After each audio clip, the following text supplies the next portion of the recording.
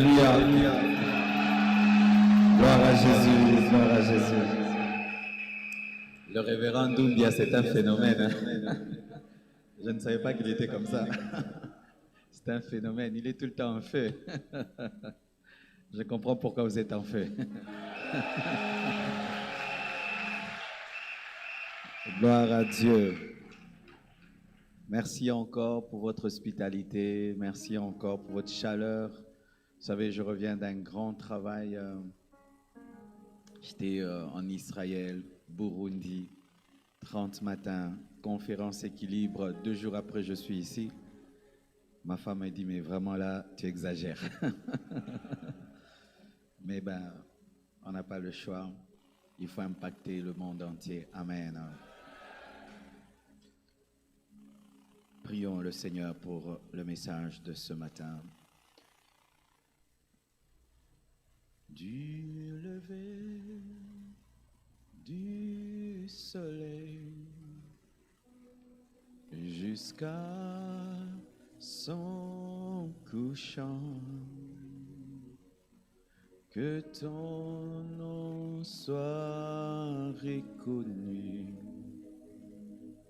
Adonai,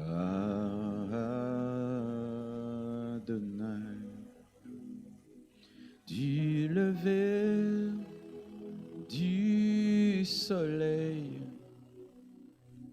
jusqu'à son couchant,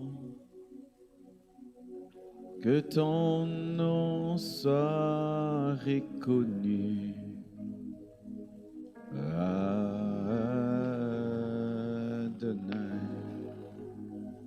Du lever du soleil jusqu'à son couchant,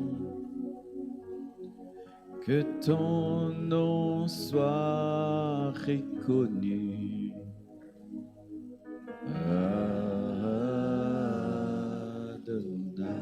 du lever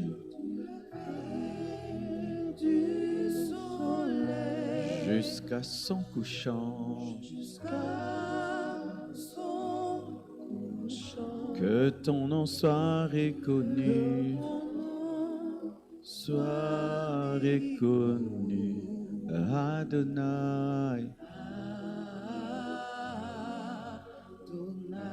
du lever jusqu'à son couchant, que ton nom soit reconnu, soit reconnu. Adonai,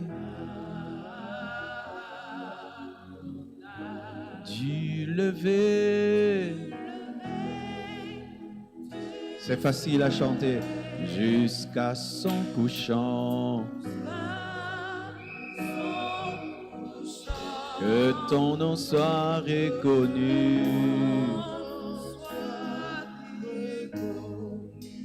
Adonai, du lever jusqu'à son couchant, que ton nom soit reconnu.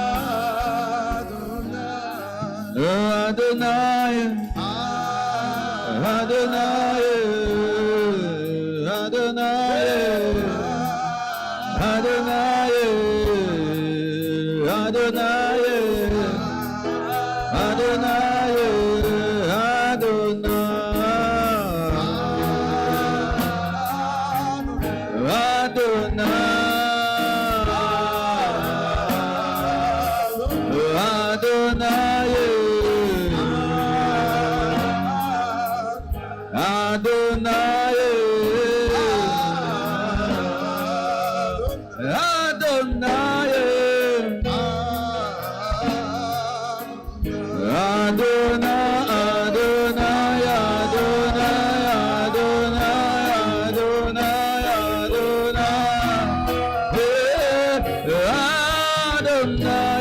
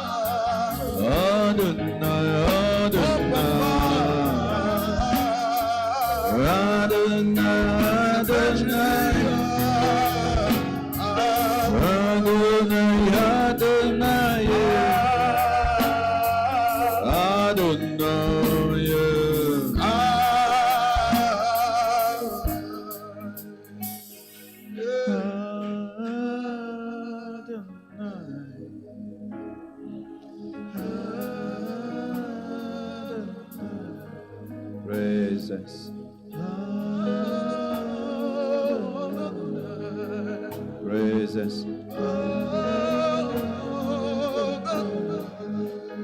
Yes.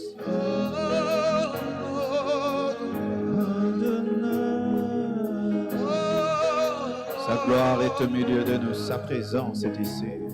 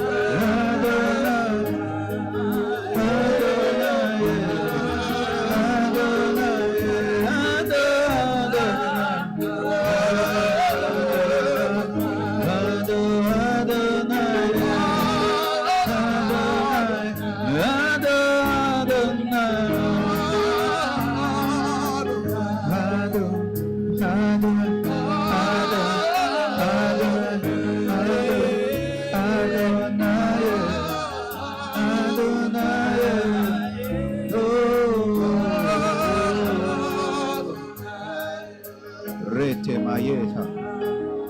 Alléluia. Merci pour ta présence. Oh.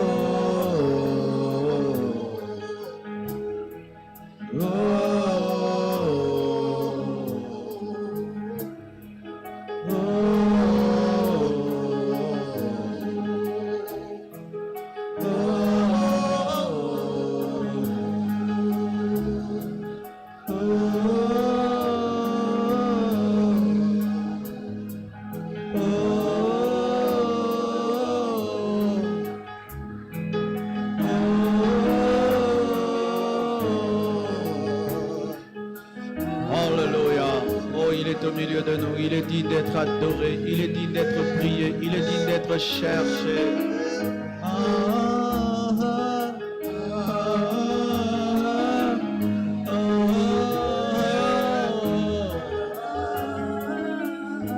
Je t'aime Jésus, je t'aime Saint-Esprit, je t'aime Jésus, j'aime ta présence, j'aime ton onction, j'aime la communion des frères. J'aime la communion des sœurs. J'aime quand tu te meus. J'aime quand tu es à l'œuvre. J'aime, Père éternel, Dieu de gloire. Suretama Yasha. Italia Surebasha. Hallelujah.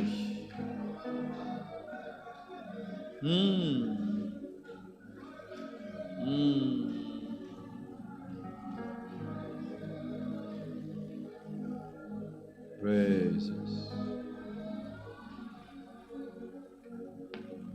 Piano, piano, piano. Yes.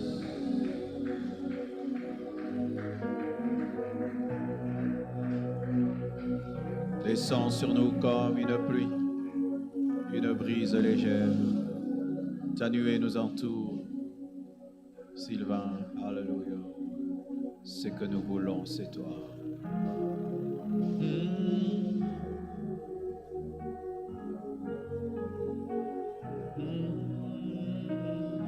Oh, Shaya.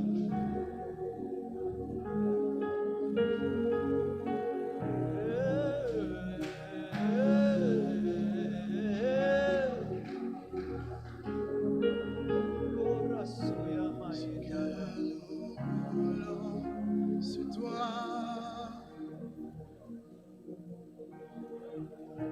Ce que nous voulons, c'est toi. Ce que nous voulons, c'est toi. Ce que nous voulons, c'est toi. Descends sur nous comme une pluie. Une brise légère, de la douceur de ta présence. Ta nuée nous entoure.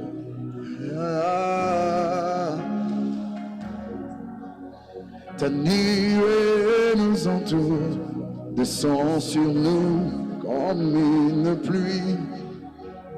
Une brise légère, de la douceur de ta présence, et ta nuée nous entoure. Yahweh, ta nuée nous entoure, et ta présence nous entoure, et ta nuée nous entoure.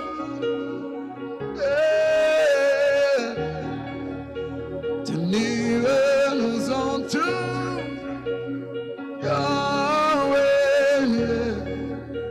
ta présence nous entoure, Yeshua, ta présence nous entoure, nous entoures. Ah, tu m'environnes, tu m'entoures, tu m'environnes, tu me touches. Tu m'entoures, tu m'environnes, tu me touches, tu m'environnes, tu m'entoures, tu m'environnes, tu me touches, tu m'environnes, tu me touches, tu m'environnes, tu me touches, tu m'environnes, tu me touches, tu m'environnes, tu me touches, tu m'environnes,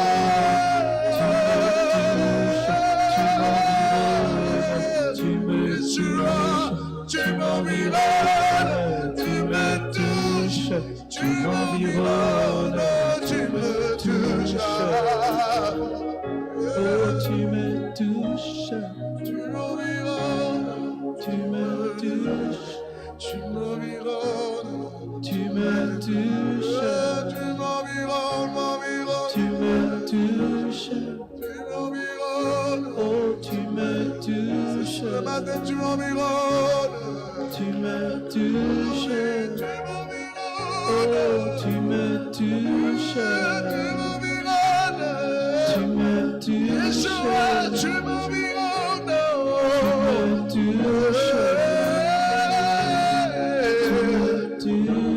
tu m'environnes, tu m'environnes, tu me touches, tu me touches. Bénis ta parole, Seigneur. Merci pour ta présence, fraîche présence, ici, prouvant ton agrément et ton approbation. Parle-nous encore et donne-nous des cœurs obéissants. Au nom de Jésus-Christ. Amen. Oh, plus fort que ça. Oh, encore.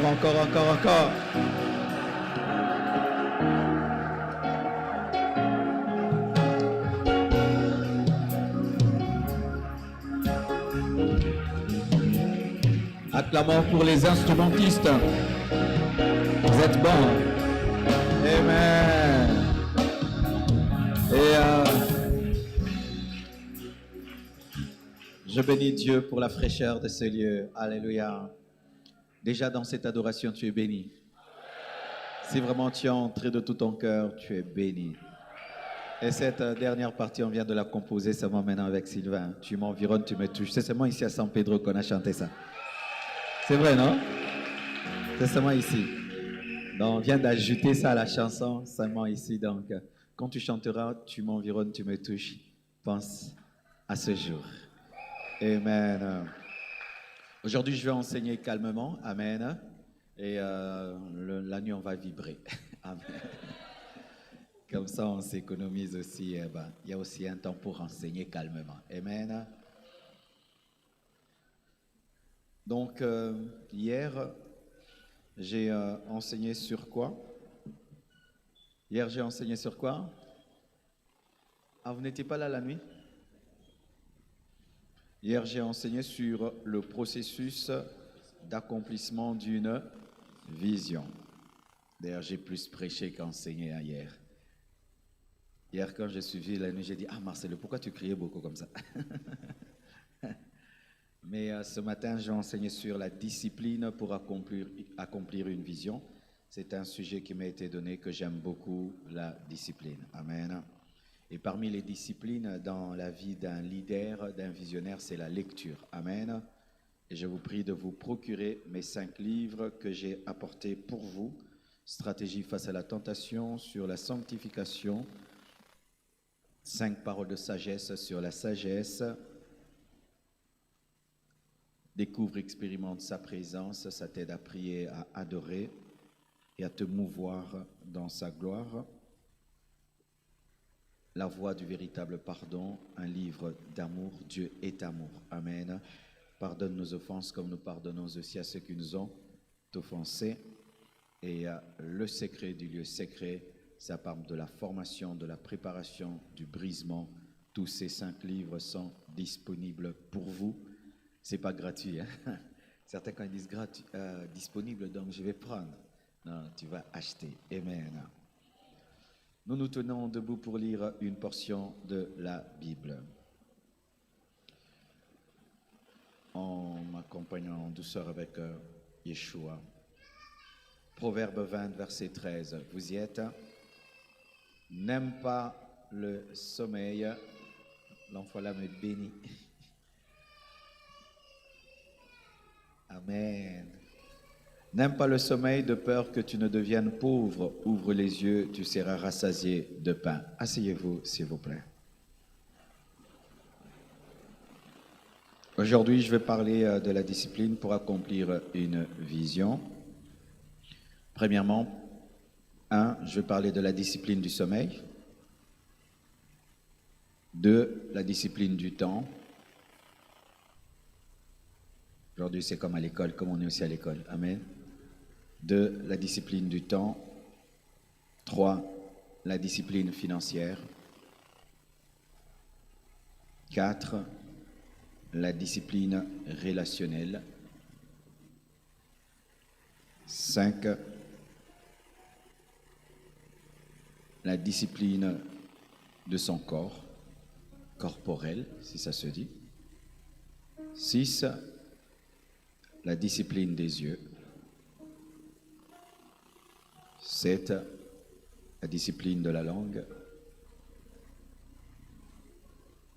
Vous y êtes? 8, la discipline des oreilles. 9, la discipline des pensées.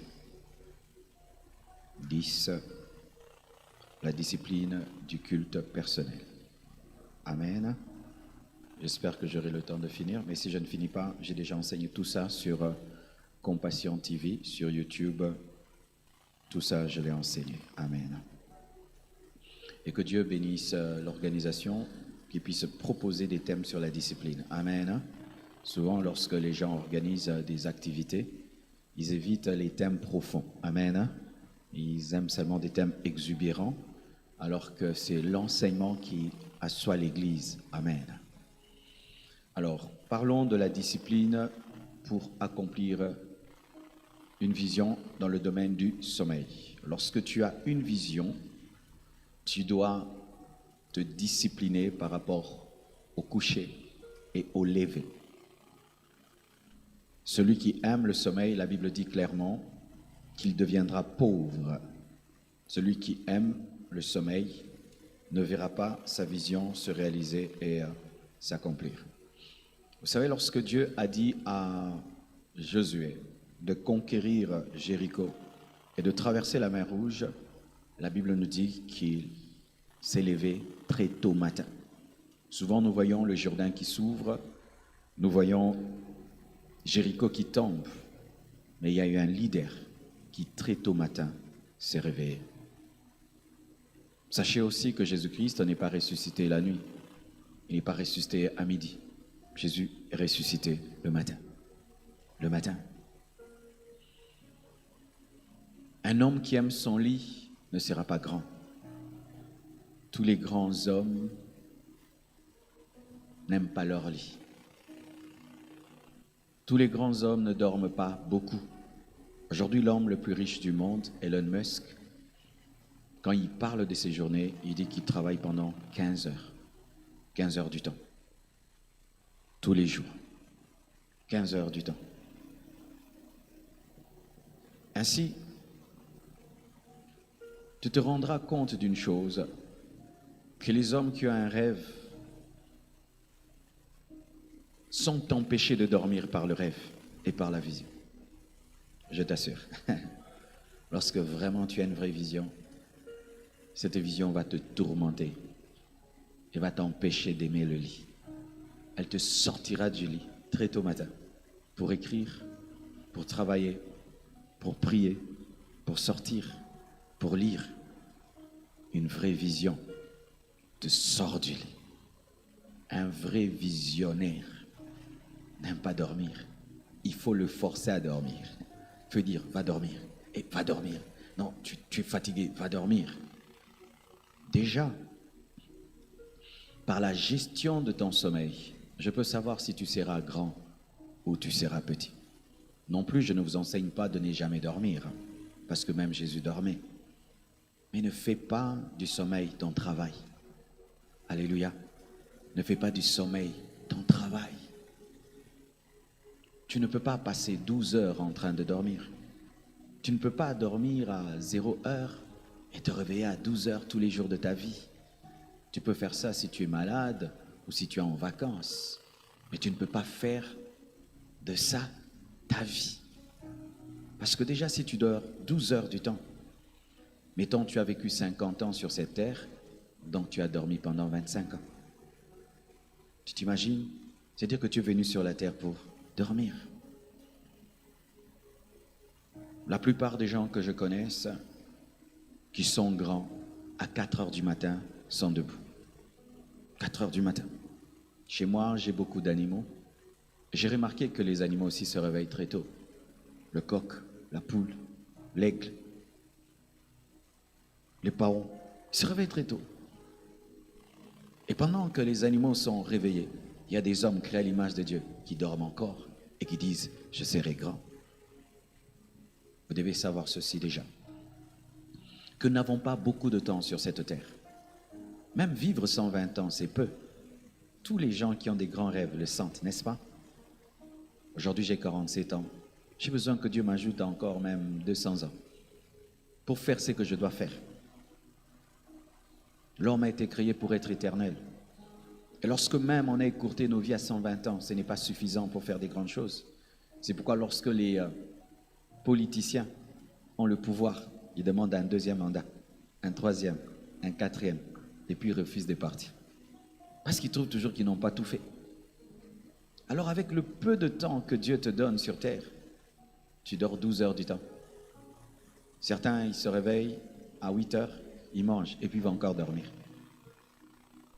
Et tu es fatigué, pas fatigué de travailler, fatigué de dormir.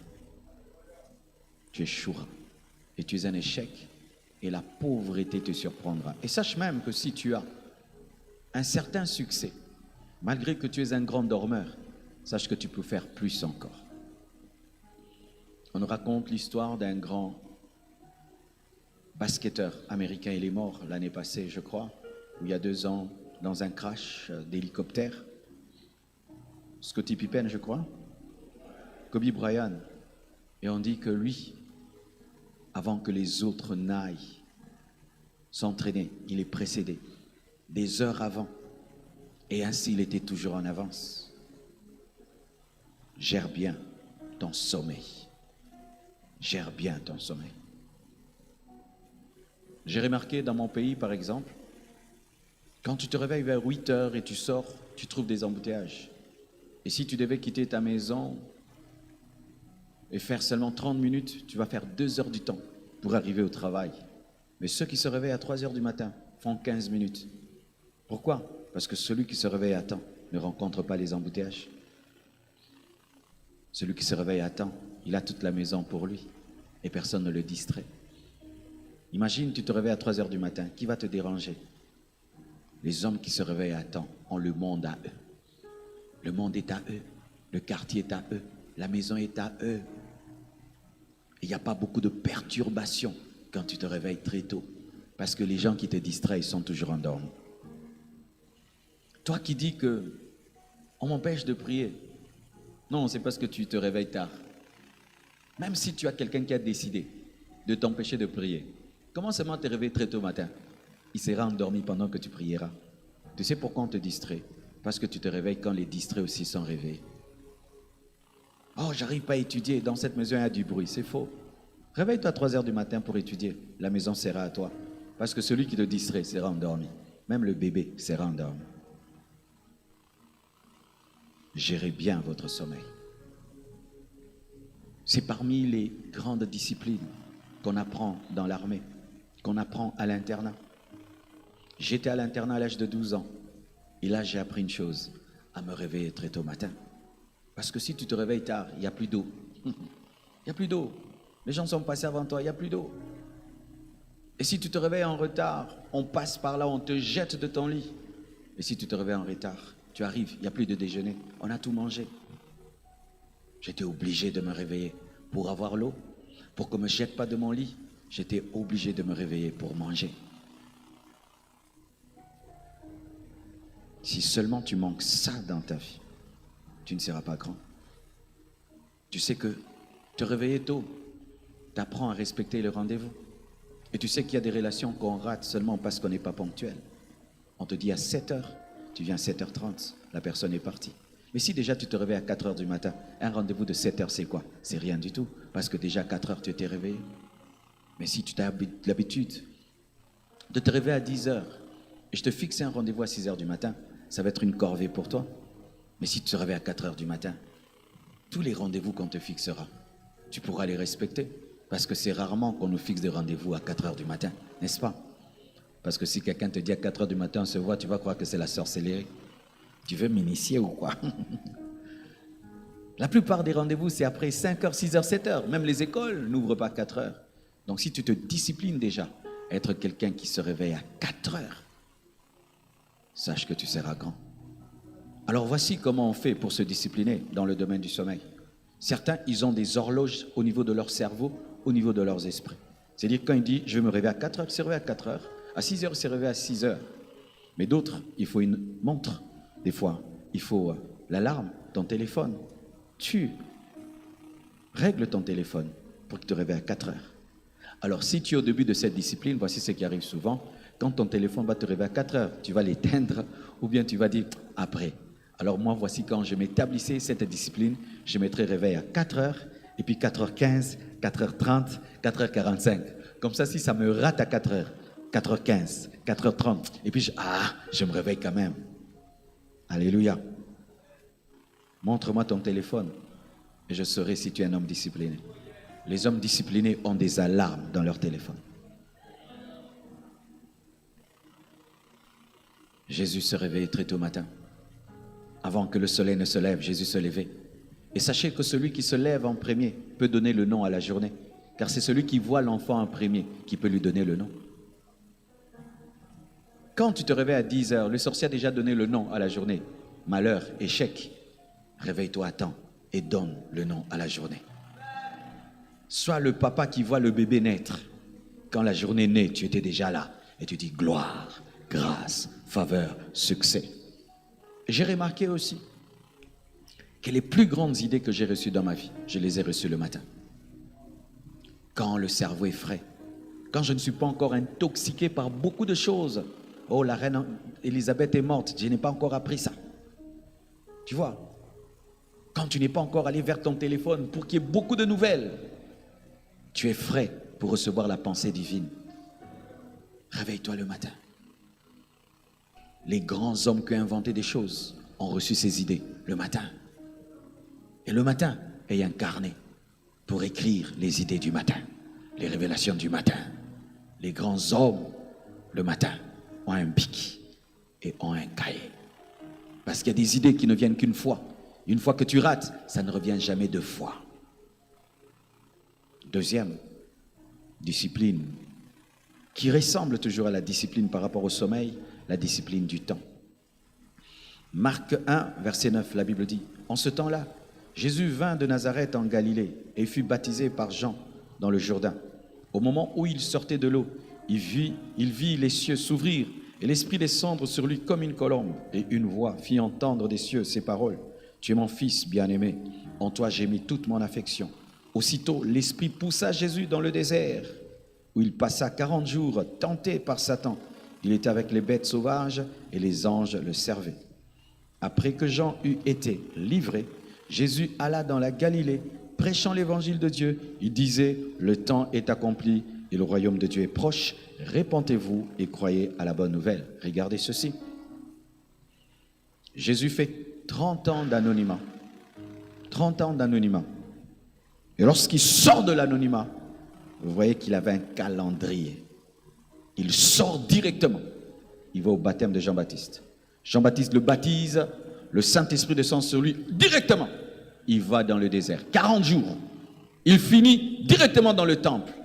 Et il commence à confirmer la parole sur lui et commence à prêcher. En 3 ans, il finit son ministère et jusqu'aujourd'hui, il influence la terre. Quel est ton agenda? Quel est ton programme? Un homme de Dieu vient de nous prêcher à Kinshasa, Bismarck Tudor. Il dit que tu dois avoir un agenda de 30 ans de ta vie. 30 ans. 30 ans. 30 ans. 30 ans. As-tu même un agenda de cette année? Où tu as une vie comme une poule au jour les jours?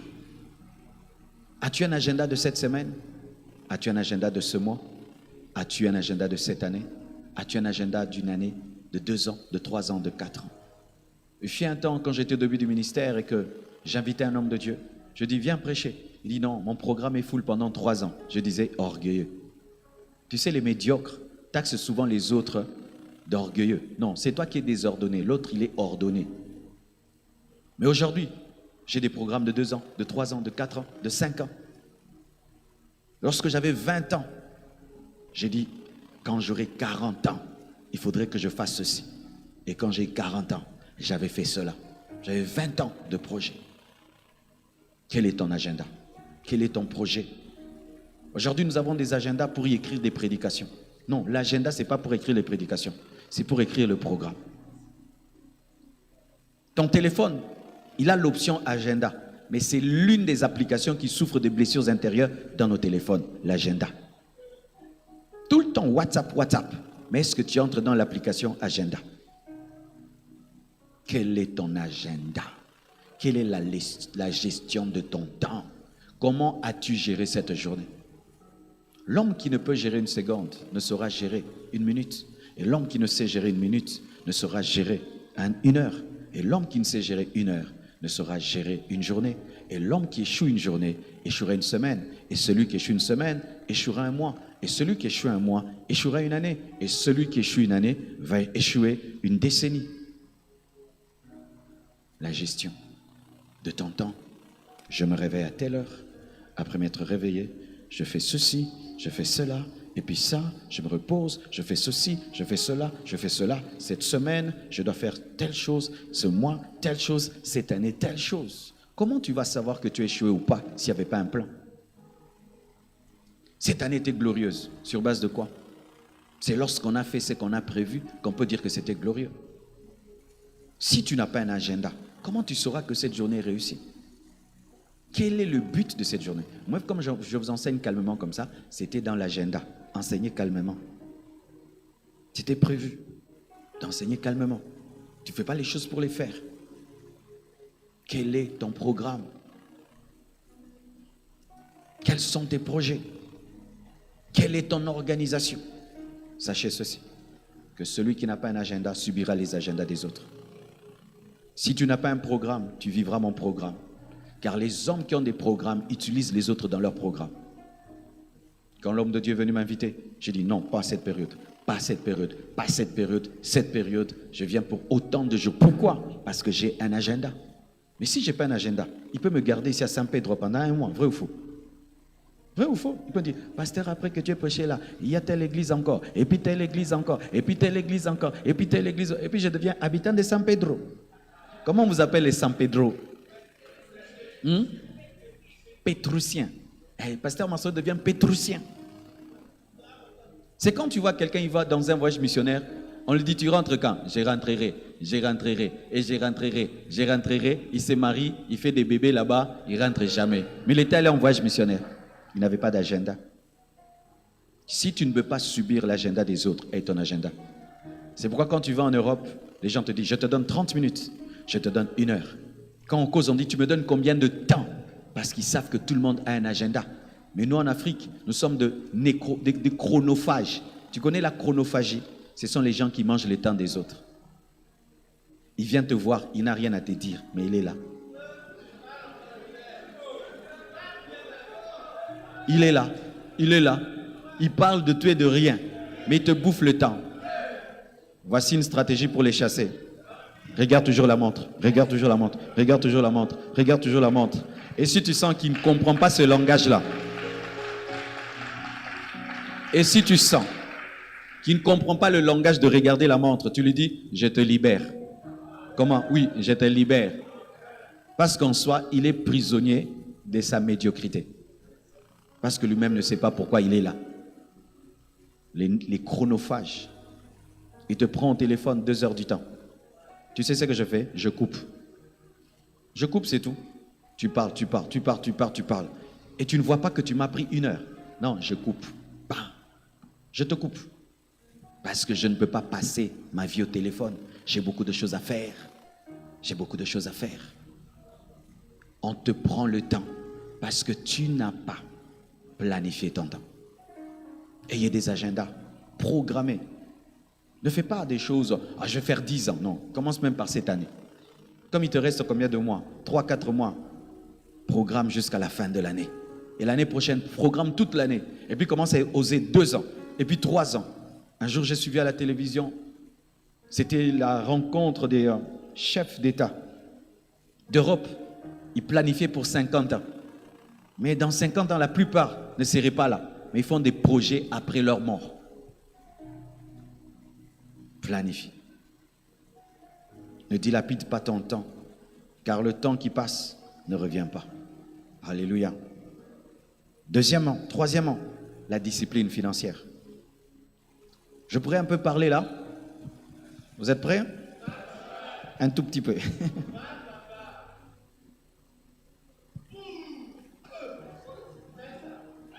Jean 6, verset 11 à 13, la Bible dit: Jésus prit les pains, rendit grâce et les distribua à ceux qui étaient assis. Il leur donna de même des poissons, autant qu'ils en voulurent. Lorsqu'ils furent rassasiés, il dit à ses disciples: Ramassez les morceaux qui restent, afin que rien ne se perde.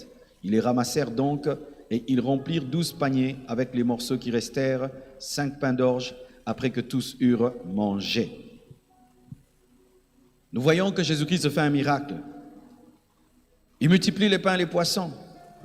Mais il en reste tellement. Jésus ne dit pas jetez. Jésus dit ramassez les morceaux qui restent, afin que rien ne se perde. C'est-à-dire même pas une miette ne puisse se perdre. Mais comment, Jésus? Toi, tu peux multiplier le pain quand tu veux. Comment tu nous dis encore de ramasser? C'est parce que vous avez mangé aujourd'hui par le miracle, mais demain vous allez vivre par l'économie.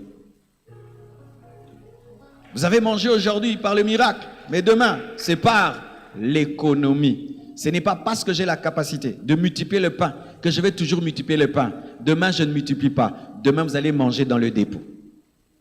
Frères et sœurs, si le Dieu riche peut économiser, et toi, un homme qui est né d'un père pauvre, toi qui as un salaire de 500 €, comment tu n'économises pas? Alors que le Dieu riche économise, épargne. Jésus avait un caissier qui s'appelait Judas, un trésorier. Dieu avait un trésorier, donc il avait un banquier. Jésus parle de la banque, qu'il fallait laisser mon talent auprès du banquier et j'allais venir le récupérer avec des intérêts. La gestion de l'argent. Comment tu gères l'argent? J'ai remarqué ceci, que beaucoup d'Africains sont pauvres parce que nous n'avons aucun respect pour l'argent. Il y a des sommes que nous ne respectons pas. 10 € c'est rien, 20 € c'est rien, 1000 € c'est quelque chose. Mais 1000 € c'est quoi? C'est la sommation de plusieurs 1 €. Il faut que tu mettes ensemble 1001 € pour avoir 1000 €. Mais toi tu respecteras quand tu auras 1000, alors que si tu respectes 10, tu auras 1000. Aucun respect de l'argent. Tu n'as pas encore l'argent, mais tu as des mauvais projets pour l'argent. Et l'argent perd de toi. Quand j'aurai l'argent, je vais acheter un iPhone X. Après, tu n'auras rien. Et l'argent aura peur de toi. L'argent ne viendra pas. Parce que tu médites le mal contre l'argent. Comment tu gères l'argent? As-tu un compte en banque? As-tu un compte en banque? Et il y en a combien? Et tu gardes combien? Dans ce que tu gagnes, combien tu mets de côté et combien tu dépenses? Oui, je serai ministre de l'économie. Mais sois d'abord le ministre de l'économie de ta propre vie. Alléluia. Combien tu as comme salaire et combien tu mets dans les dépenses et combien tu mets dans les futilités? La gestion de l'argent. Est-ce que tu donnes ta dîme? Est-ce que tu donnes ton offrande? Comment tu veux que Dieu t'enrichisse alors que dans 100 €, tu es incapable de donner 10 €? Comment tu veux que Dieu t'enrichisse quand dans un salaire de 500 €, tu ne peux pas donner 50 € de dîme. Comment tu veux que Dieu t'enrichisse? Alors que dans le peu qu'il t'a donné, ce sont des miettes que tu mets dans les paniers d'offrande. Tu donnes des choses qui ne te touchent pas. Et j'ai remarqué ceci en Afrique. Dans le domaine des finances, il y a une chose qui appauvrit aujourd'hui les Africains.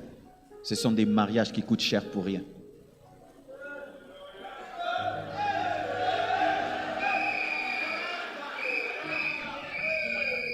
Jeunes, ne vous mariez pas comme des enfants des riches quand tu n'es pas un enfant des riches. Ce n'est pas parce que ton frère a fait un mariage de rêve que toi tu dois faire le mariage de rêve. Lui, c'est la famille qui s'est cotisée. Toi, tu n'as pas une famille qui donne des cotisations. Et tu vas prendre le peu que tu as pour faire un grand mariage. Après, tu souffres de faim. Et puis, tu as des dettes. Et tu éteins le téléphone comme un voleur. Tellement qu'on va te pourchasser pendant tes lunes de miel. Arrêtez de faire des mariages. Vous invitez 500 personnes que vous ne connaissez pas. Faites des mariages avec 30 personnes. Vous n'êtes pas appelés à nourrir le monde entier. Et arrêtons de déranger les gens qui se marient lorsqu'ils ne nous invitent pas. La gloutonnerie. Pousse un jeune garçon de 20 ans à inviter 600 personnes et à nourrir tout un village, à nourrir des gens qu'il ne connaît pas. Et on doit se changer 3 fois, 4 fois dans la fête. Pourquoi faire? Et surtout les sœurs, nous au moins les vestes on les reporte 3 fois, 4 fois. Vous, vous portez une seule fois et tu achètes une robe blanche que tu vas porter une fois parce qu'après la taille va changer. Pourquoi vous achetez des robes blanches? Pourquoi vous achetez des voiles? Va louer. Et même, est-ce qu'on est obligé d'apporter des voiles pour se marier? Ça, ce sont les hommes qui ont établi cela. Oui, ce n'est pas écrit dans la Bible. Qu'il faut toujours l'anneau en or, ce n'est pas écrit dans la Bible. Tu peux même porter l'anneau en bois, en plastique. Et d'ailleurs, moi je dis, même s'il n'y a pas d'anneau, il y a le mariage. Ce n'est pas écrit dans la parole qu'il faut toujours l'anneau. Oh, il faut avoir des filles d'honneur. Tu n'as pas besoin de filles d'honneur. Tu dois t'habiller, habiller des filles, habiller des garçons. Et tout ça sur ta tête. Vaut mieux faire un mariage moins cher. Mais tu as l'argent pour acheter une maison, acheter une voiture, investir, épargner, que faire un mariage qui passe sur Instagram, sur Facebook. Donne-moi l'amen, hein? Amen. Ici seulement je vibre un peu et puis je redeviens calme. Je ne sais pas pour vous ici c'est comment, mais chez moi, dans mon pays, un jeune doit dépenser 10 000 $ pour se marier. 10 000 $. Alors que les salaires c'est 300, 100 $, 500 $. Comment il va faire? C'est pourquoi les gens se marient en retard. Mais en attendant, ils brûlent et ils ont des incendies. Dieu dit que celui qui brûle, qui se marie. Maintenant, qu'est-ce que le diable a fait? Il a dit que celui qui brûle trouve 10 000 $ et qui se marie. Et maintenant, le temps de trouver 10 000 $, des avortements et des impudicités dans les fiançailles. L'une des choses qui appauvrit l'Afrique, c'est le mariage. Dans mon pays, il y a la prédote, 1 000 $. 2, le mariage civil, 1 000 $. 3, la dot, 2 500 $. On demande même des télévisions, des écrans plasma, avec des précisions, Full HD 4K. Oui? Et maintenant, la fête, c'est 5 000 $. Maintenant, le jeune là gagne 500 $. Il va se marier comment? Et s'il arrive à voir ça, tout son argent va là-bas. Maintenant, ça fait des couples pauvres. Et quand les couples sont pauvres, le pays est pauvre comme les pauvres couples. Nous pouvons changer ça. Parce que ce sont des hommes comme nous qui les ont établis. On enlève la prédote. La dot redevient symbolique. Et c'est nous, les chrétiens, qui devons le faire. Moi, le jour que quelqu'un veut épouser ma fille, tu sais ce que je vais dire? Donne ce que tu veux.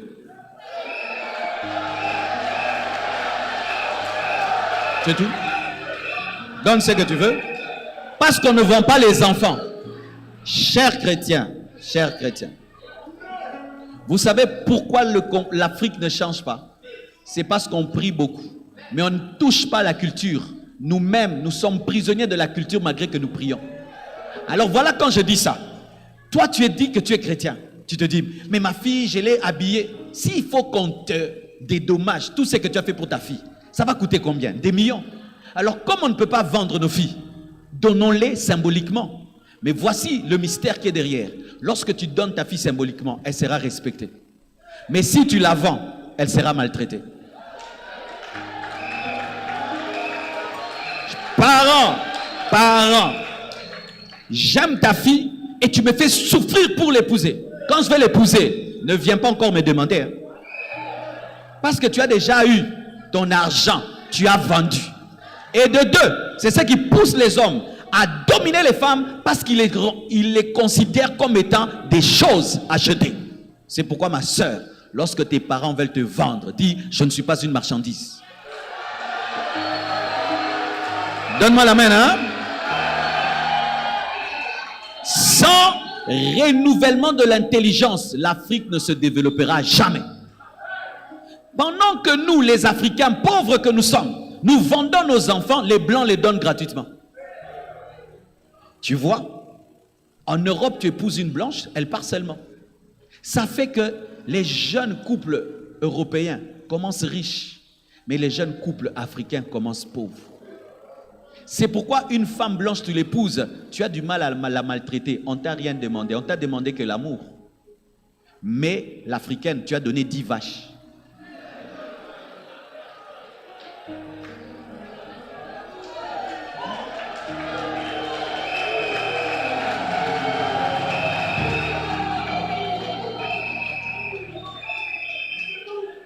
Est-ce que je peux te parler?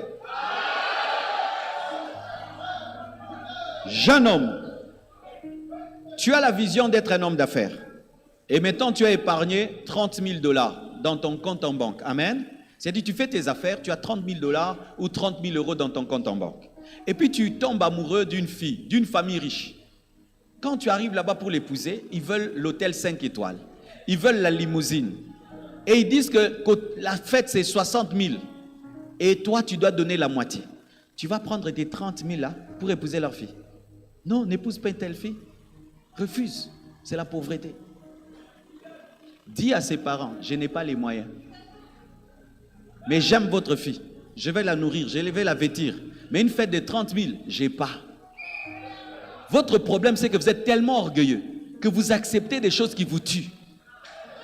Et des fois, au nom de l'honneur de la famille, vous entrez dans des choses qui vous tuent. Et ce que j'ai remarqué aussi en Afrique, c'est que les familles donnent beaucoup d'idées, mais ne donnent pas l'argent. Il faut là, l'argent, pas d'argent. Rien que des idées. Tu veux que je fasse ce que tu me dis, tu donnes l'argent. Mais vous appliquez les idées des orgueilleux, mais c'est toi qui cherches l'argent. Moi jamais. Donne l'argent des jamais. Vu mon niveau, il faut seulement là. Donne l'argent de ton niveau. Maintenant, moi, un jeune garçon de 25 ans, je vais accomplir ton orgueil de vieillard. C'est comme ça que vous devenez pauvre. Tu as de l'argent là.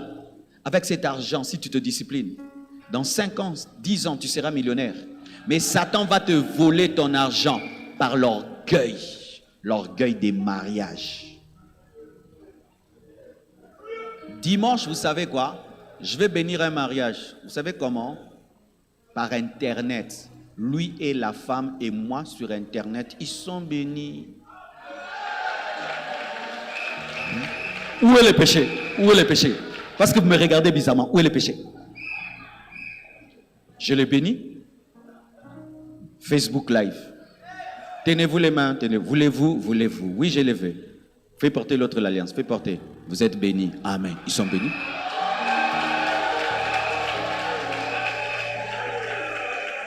Il y a 2 semaines, j'ai béni un couple dans le bureau.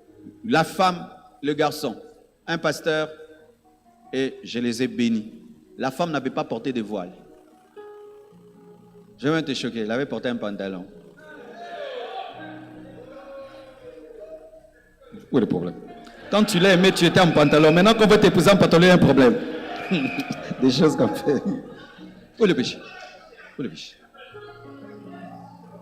Elle a porté une belle chemise toute blanche jusqu'ici, un beau pantalon noir, le garçon était en veste, ils se sont mariés, je les ai bénis.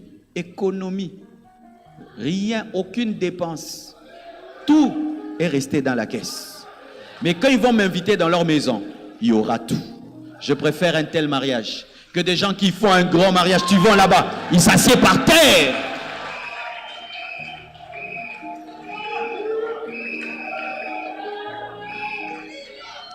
Est-ce que je peux parler? Et là, j'aimerais parler à nos dirigeants. J'aimerais parler aux dirigeants africains. Chers dirigeants, les lois, les hommes les font, les hommes les défont. Donnez-nous aux pasteurs le pouvoir des mères dans le domaine du mariage. C'est-à-dire que quand je bénis un mariage, directement, je donne les documents et c'est un mariage civil.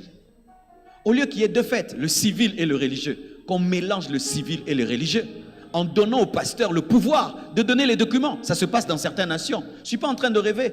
Dans certaines nations, lorsque le pasteur te bénit, il te donne aussi le mariage civil. Nous faisons un grand travail, réunir tous ces jeunes cis. Mais nous faisons le travail des maires, le travail des bourgmestres. On ne vous demande pas les choses des routes. Donnez-nous seulement le pouvoir dans le domaine du mariage. Quand on bénit un mariage, et puis on leur donne le document, c'est le mariage civil, pour qu'ils ne fassent pas deux mariages, deux fêtes. Ainsi, si la dot redevient symbolique, si on enlève les prédotes et les grandes fêtes inutiles, et on donne aux pasteurs le pouvoir de faire le mariage civil et religieux, ce serait une grande économie. Et maintenant, si toi tu veux faire une grande fête, on fait les grandes fêtes des millionnaires. Quand on est millionnaire, frère, tu n'es pas millionnaire, ne fais pas les fêtes des millionnaires. Tu n'es pas d'une famille riche, ne fais pas les mariages des familles riches. Pourquoi vous imitez les gens? Toi tu vas dans un mariage, tu dis, le mien aussi il fera comme ça. Papa, eux ils ont fait le mariage sans transpirer. Toi tu vas transpirer, le sang va sortir.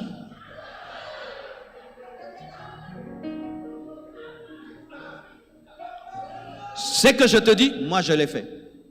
Le jour de mon mariage, je me suis coiffé moi-même. En ce temps-là, je n'avais pas de cheveux. J'ai pris une tondeuse, zoin. Qui a su? C'est seulement je te parle. Qui a su? Je n'ai pas porté un nouvel habit. Un de mes enfants m'a envoyé un habit neuf. Pas neuf, un habit beau. J'ai porté. Les chaussures, c'était des vieilles chaussures, mais bien cirées. La voiture n'était pas décorée, mais une belle voiture d'un papa de l'église. J'ai dit, papa, mène-moi, je vais me marier. Il m'a amené. J'ai fait un mariage dans un endroit simple avec 5 paillotes. Et puis j'ai épousé ma femme. Et je n'avais pas l'argent de l'amener dans notre hôtel extraordinaire. Je l'ai amené en face de l'hôtel extraordinaire. Quand on ouvrait les fenêtres, on voyait l'hôtel là. Je lui disais, il n'y a pas les moyens, mais hein, tu peux même voir ça. Un jour, je t'amènerai là-bas. Ici, c'est $50. Là-bas, c'est $300. Je lui ai donné ce que j'avais, mais je suis sorti de mon mariage sans dette, avec excédent financier. Je n'ai pas éteint le téléphone parce que j'avais des dettes. Et j'avais la paix. Je mangeais, je buvais. Ma lune de miel, c'était la lune de miel. Que faire des choses extraordinaires. Après, si on t'appelle, tu éteins, ma veste, mon habit. Oh! Et en plus, qu'on se dise des vérités. Comme vous êtes là, c'est vrai, vous êtes dans un groupe. Est-ce que tous vous êtes vraiment potes, des très potes? Non. Alors, invite seulement tes potes. Où est le problème? Maintenant, toi, tu n'es jamais mon pote dans la vraie vie, mais le jour du mariage, tu deviens très pote. Pourquoi tu me crées des problèmes comme ça? Laisse-moi tranquille. Comment tu m'as pas invité? Est-ce que toi, dans une année, on s'appelle? Est-ce qu'on se cherche? Pourquoi tu veux m'embrouiller? Pourquoi tu veux embrouiller les autres? Ou tu deviens tout de coup un cousin, un oncle. Oncle, laisse-moi tranquille. De janvier à décembre, on ne se rencontre pas. Tout ce que je dis, les Blancs l'ont compris il y a longtemps. Il y a longtemps. Le problème de l'Afrique, c'est qu'on aime dépenser. Dans les deuils, on dépense. À la naissance, on dépense. À la mort, on dépense. Au mariage, on dépense. Les autres économisent. On fait des longs deuils. Les autres, quelqu'un meurt. On te brûle. On te met quelque part. Nous, des longs deuils. On mange, on mange, on mange, on mange, on mange. On décore même la maison. Parce que quelqu'un est mort.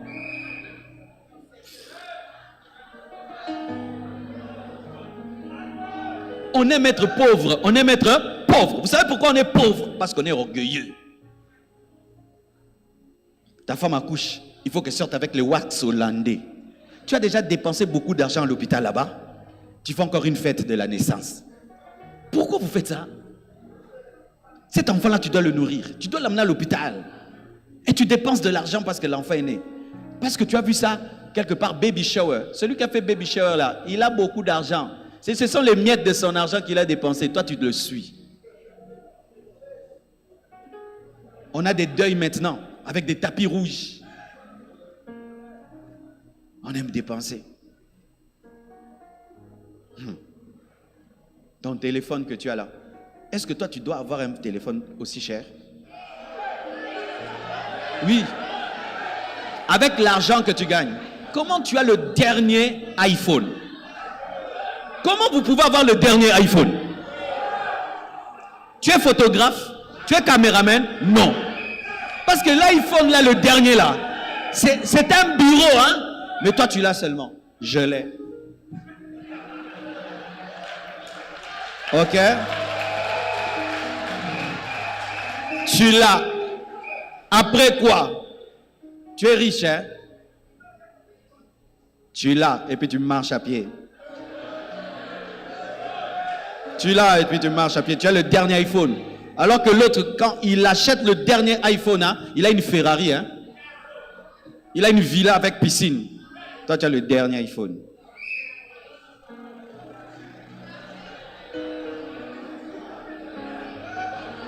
Tu t'habilles cher. Au-delà de ton salaire, toi, tout ton argent va dans l'apparence. Dans l'apparence. Tu es sapeur. Tu es mannequin. Toi, tout, c'est l'apparence. Tu ressembles à un riche. Mais quand on te creuse là, tu es pauvre. Vaut mieux ressembler à un pauvre, on te creuse, tu es profond. Je répète, hein, vaut mieux on te creuse, tu es profond, que paraître riche et tu es pauvre. On appelle ça être le luxe de toc. Frères, sœurs, jeune homme, aie tes jeans et tes baskets, aie tes polos, investis. Tu achèteras ces choses après. Ne sois pas dans les apparences. Les filles, vous dépensez trop dans vos cheveux. L'argent là que tu dépenses dans tes cheveux, tu ne peux pas faire les affaires. Oui, vous ne pouvez pas faire les affaires. Mes cheveux. Calcule dans un mois. Tu as dépensé combien dans tes cheveux? Combien dans tes cheveux? Tu es mannequin.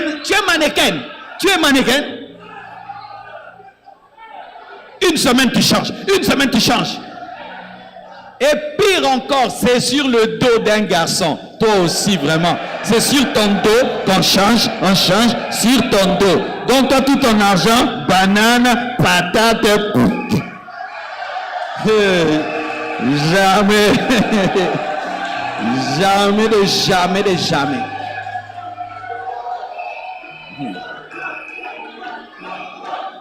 Alléluia. Écoutez. On n'a jamais vu des gens comme ça. C'est pourquoi, écoutez, ça c'est mon principe, hein, et je crois que c'est vrai. Quand tu es fiancé à une femme, on ne lui donne pas beaucoup d'argent.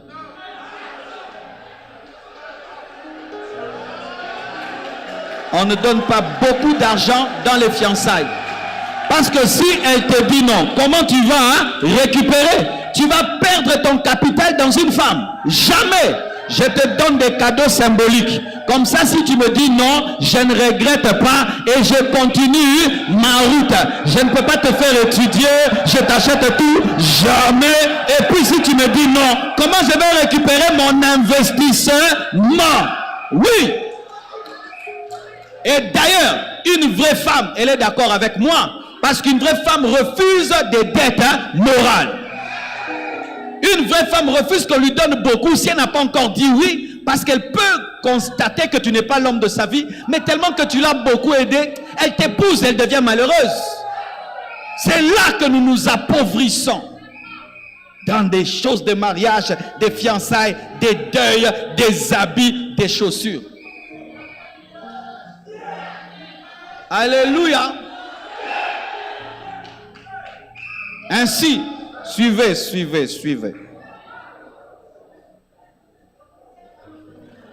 Tu dois écrire ta comptabilité.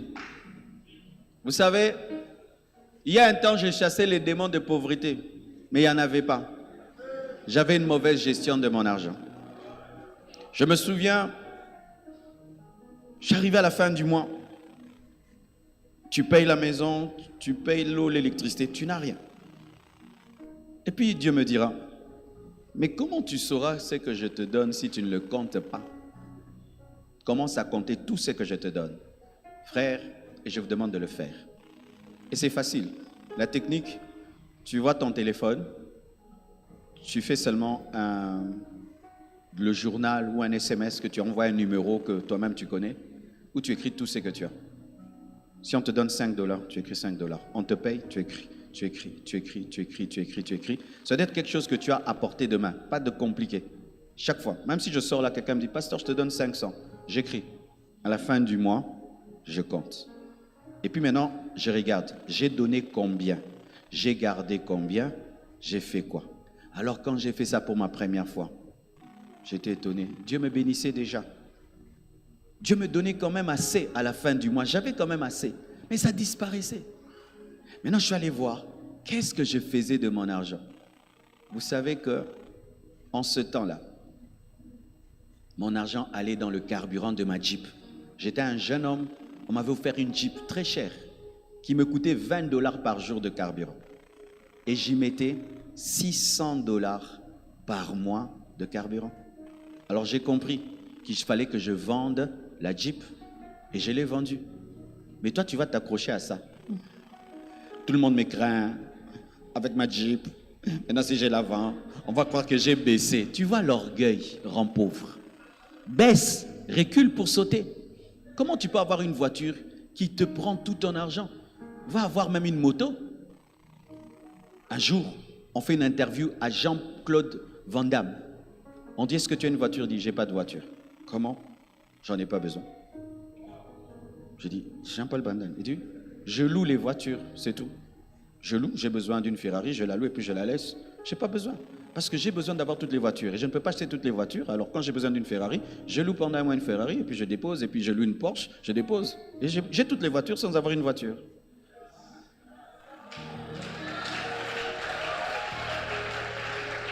Mais toi, tu es jeune, tu as une V8, V12. Vraiment. Alors quand j'ai vendu cette voiture, je suis allé acheter une autre qui coûtait moins cher et qui ne me coûtait pas beaucoup. Et j'ai pu épargner. Tu habites une grande maison. Tout ton salaire va là-bas. Déménage. Va trouver une autre maison où tu peux épargner. On me craint quand on voit ma maison. Mais tu souffres dans cette maison. Hein? N'est-ce pas que tu souffres, non? Tu souffres. Tu souffres.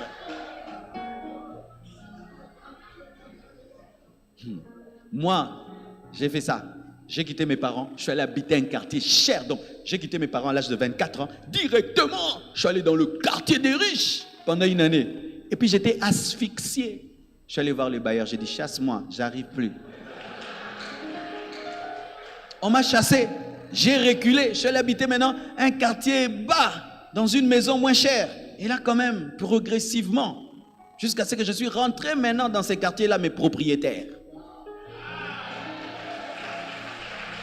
Alléluia. Arrête de vivre au-delà de tes moyens, ça fait souffrir. Ça fait souffrir. Tu souffrais. Tu souffres, non? Tu souffres. Ton problème, c'est que tu regardes à l'autre pour faire. Mais l'autre ne souffre pas. Lorsque toi, tu as la pédale jusqu'au bout, là, ton moteur chauffe. Lui n'a même pas appuyé. Il va lentement. Alléluia. Et je peux t'en parler, même dans le domaine du ministère, si je devais entrer dans le domaine de l'église et tout. Je vois beaucoup de pasteurs qui font souffrir leurs fidèles. Tu vas dans l'église de l'autre, tu vois comment l'église est. Toi, tu rentres, désormais.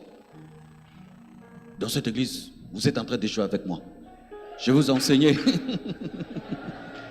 10 clés de la prospérité. Quelqu'un donne l'offrande là, tu commences à regarder dans les paniers. Dieu est contre cette offrande. Change. Tu commences à demander tout le temps l'argent, tout le temps l'argent, tout le temps l'argent, tout le temps l'argent, et tu perds tes membres. Qui allait te donner cet argent? Mais si tu étais patient et si tu savais gérer le peu qu'il te donne. Ne va pas faire du copier-coller avec le ministère de quelqu'un d'autre. Je vais chez EDEPO, je regarde et je glorifie Dieu. Et puis, je bénis Dieu. Mais je ne vais pas amener ça à la compassion. Je n'ai pas des milliardaires comme il en a. Tu risques de détruire ta vie. Tu visites la maison de ton ami, tu vois une télévision, tu veux la télévision. Tu vas chez elle, non, arrêtez de faire ça. Marche à ton rythme, à ta vitesse. Tout ce qui te ravit la paix, ne le fais pas. C'est l'un des principes que j'ai. Quand j'élève le standard de ma vie ou de mon ministère, mais je sens que je perds la paix, je laisse. Je n'ai rien à prouver à personne. Je ne suis en guerre avec personne. Et sache, d'ailleurs, tu sais quoi? Quand tu cherches à faire des choses pour impressionner les gens, vous savez, sur le plan scientifique et psychologique, vous savez, on impressionne quelqu'un pendant combien de temps? 1 minute, c'est tout. L'homme ne vit jamais pour impressionner un homme. On n'impressionne jamais un homme longtemps. Pourquoi? Parce que l'homme est divin. C'est-à-dire notre esprit a déjà vu le ciel, d'une certaine manière. Alors quand maintenant, tu m'impressionnes, tu me montres une voiture, je fais « Waouh !» C'est comment? C'est « Waouh !» Oh, c'est une Ferrari. Oui, c'est une Ferrari. Ah, c'est une Ferrari. Oui, c'est une Ferrari. La première fois, tu vas à Dubaï. Waouh, Dubaï. Deuxième fois, bah, Dubaï. Vrai ou faux? Ne vis jamais pour impressionner un homme. L'homme ne s'impressionne pas longtemps. Seul Dieu impressionne l'homme. Seul Dieu impressionne l'homme. Ne pense jamais que tu peux impressionner un homme pendant longtemps. C'est pourquoi les magiciens font de nouvelles formules, de nouvelles formules, de nouvelles. Pourquoi? Pour garder l'homme en haleine. C'est difficile d'épater un homme. Quand tu fondes ta vie sur ça, tu vas devenir un menteur, un voleur. Et en plus. Je ne sais pas pour toi, mais pour moi, la richesse, ce n'est pas d'abord l'argent, c'est le bonheur. Car celui-ci peut gagner 10 000 $, mais il souffre avec ses 10 000 $. Mais toi, tu as tes 3 000 $. Tu es heureux avec tes 3 000 $. Si on enlève le bonheur de la richesse, ce n'est plus la richesse. Alors tout ce qui peut t'enlever le bonheur, refuse-le. Va pas à pas, selon les moyens que tu as. Si même on connaît ta chaussure, ce n'est pas grave. Demain, tu en aurais, tu donneras. Ce n'est pas grave. Je vois des gens qui mentent sur leur vie, qui mentent sur leur salaire, qui mentent sur leur quartier. Ne fais jamais ça. Alléluia. 4e discipline, la discipline relationnelle. Jean 6, 14 à 15, la Bible dit, ces gens ayant vu le miracle que Jésus avait fait, disaient, celui-ci est vraiment le prophète qui doit venir dans le monde. Et Jésus, sachant qu'il allait venir l'enlever pour le faire roi, se retira de nouveau sur la montagne, lui seul. Jésus est venu sur la terre afin de mourir et revenir comme un roi. Il fait le miracle, il multiplie les pains et les poissons, et Jésus sent que ces gens, comme ils ont vu le miracle et ils ont mangé, ils vont vouloir que je devienne roi. Qu'est-ce que Jésus fait? Il se retire. Il se retire de qui? Des personnes qui voulaient le dévier de sa vision. Tu dois avoir la discipline des relations. N'appelle pas tout le monde ton ami. Et n'amène pas tout le monde dans ton carré. Et ne permets pas tout le monde de t'influencer. La Bible dit les mauvaises compagnies corrompent les bonnes mœurs. Si tu es un homme excellent, fréquente des hommes excellents. Si tu es un homme de foi, fréquente des hommes de foi. Si tu es un homme discipliné, fréquente des hommes disciplinés. Si tu es un homme rempli d'amour, fréquente des gens qui sont remplis d'amour. Il y a des gens qui étaient tes amis hier, mais qui ne peuvent pas être tes amis aujourd'hui. Parce qu'ils ne peuvent pas se mettre à jour par rapport à ce que tu es devenu. Tu es mon ami aujourd'hui, dans la pauvreté. Quand Dieu m'élève, si tu ne sais pas aimer mon élévation, tu n'es plus mon ami. Parce qu'un ami, ce n'est pas celui avec qui j'ai pris des photos il y a 10 ans, c'est celui qui m'aime aujourd'hui. Tu sais pourquoi tu n'atteins pas ta vision? Parce que tu es fréquenté par des gens qui n'atteignent pas les leurs. Tu sais pourquoi tu ne vas pas loin? Parce que tu as accompagné des gens qui n'ont même pas le rêve d'aller loin. Il faut t'accompagner des gens qui te défient, qui te poussent et qui t'impulsent. Il a été démontré que les sportifs ne battent jamais leur record lorsqu'ils s'entraînent. Ils battent le record lorsqu'il y a 10 à gauche, 20 à droite. Ils courent parce que l'autre court. Ils courent plus parce que l'autre court. Et puis, ils battent le record. Frère, qui t'accompagne? Qui vit avec toi? Qui t'influence? Qui te parle? Qui a accès à ton cœur? Qui a accès à ton cœur? J'ai des amis quand on cause au téléphone, après je dois m'agenouiller et prier. J'ai des amis quand on parle, tu reviens à l'église, tu dis, j'améliore. Il ne faut pas avoir des amis qui te disent, tu es déjà arrivé, mais qui te disent, va plus loin, va plus loin, va plus loin. Il faut avoir des amis qui, quand tu deviens grand, ils sont heureux comme si ce sont eux qui sont devenus grands. C'est par toi des relations toxiques. C'est par toi des personnes qui sont dans la bassesse, qui n'ont qu'un esprit de te ramener dans des choses inutiles. C'est par toi. Oui, c'est ton droit. Frère, sœur, tu dois aimer tout le monde, mais tu as le droit de choisir tes amis. Tu es obligé d'aimer le monde entier, mais tu as le droit de choisir tes amis. N'aie pas des amis subis, aie des amis choisis. Si quelqu'un est dans ta vie sans que tu comprennes pourquoi il est là, sors-le pour lui donner le droit d'entrer. Parce qu'il y a des gens qui entrent, tu ne sais pas pourquoi il est entré, mais lui sait pourquoi il est entré. Qui est le meilleur ami de la langue? Les dents. Mais si le corps tombe malade, qui va blesser la langue? Les dents. Tu n'as pas compris, je répète. Les meilleurs amis de la langue, c'est qui? Les dents. Mais si le corps tombe malade, qui mord la langue? Les dents. Donc ce qui est proche, c'est ton ami. Mais c'est ton ami aussi qui peut devenir le pire ennemi.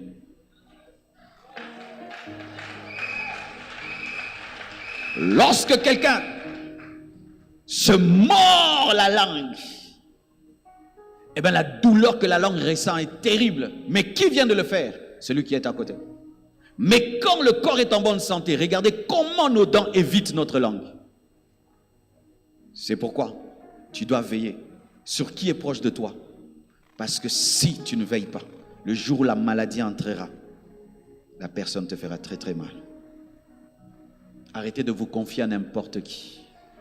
Arrêtez de révéler vos secrets à n'importe qui. Arrêtez de dire tout à tout le monde. Parce qu'aujourd'hui, il ne te fera pas du mal. Demain, quand tu seras grand, par jalousie, il va brandir cela. C'est pourquoi moi, je donne le droit à quelqu'un lorsqu'il vient faire une cure d'âme chez moi. Tu lui poses une question, il refuse, c'est son droit. Oh ma soeur, tu as fait ceci. Ah non, je ne sens pas de te dire. Parce que si je suis indiscret, demain elle devient la première dame. Et moi je vais dire les secrets de la première dame qu'elle m'a révélé quand elle avait 20 ans.